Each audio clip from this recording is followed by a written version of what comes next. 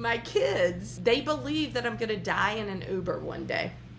And the reason is I travel a lot with my husband and with what I do. I travel a lot and I take a lot of Ubers. And when I get in an Uber, I'll ask a question or two just to get started to see if they're talkative or not or whatever. And, hey, thank you so much. How long you been driving Uber? And they'll tell me. Has it been lucrative for you? They'll tell me. Ask a couple of questions like that. And the ones that are having a struggle or going through something, it's amazing how quickly they open up just by encouraging them in what they're saying.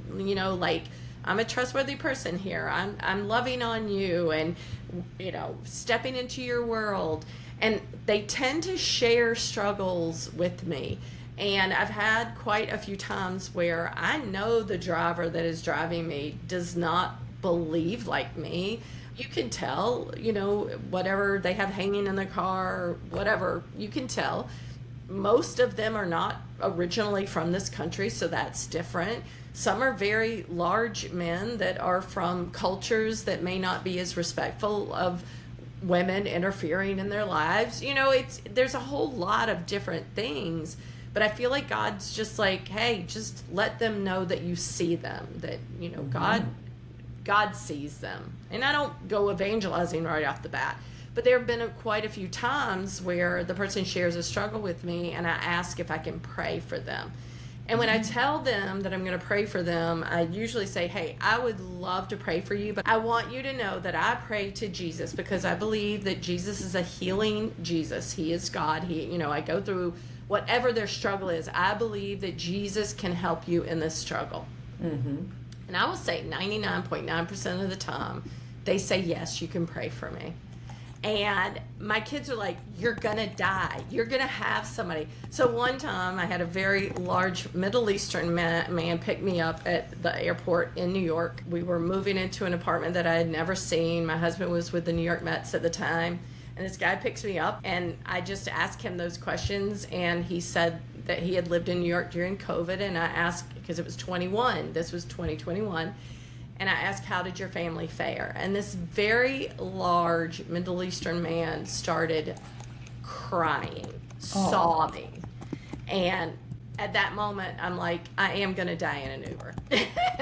But it ended up, I asked him if I could pray for him because he lost his mom, his dad, his mother-in-law, his father-in-law, and his brother in his house all within 8 days.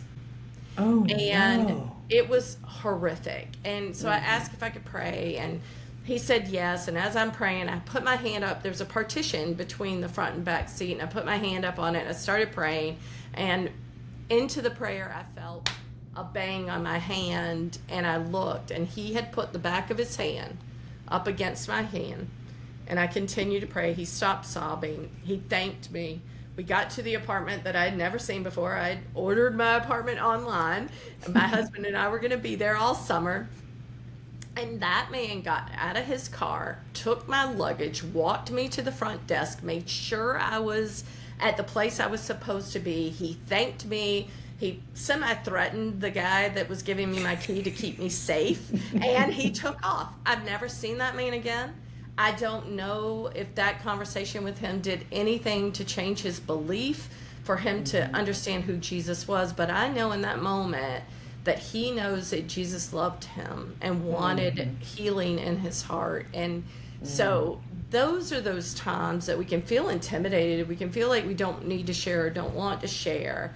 But in loving them where they are, we don't want to leave them there. We don't want to leave them in their suffering. And the best thing we can do is to share Jesus with them, which is to pray for them and pray that I don't get murdered in an Uber.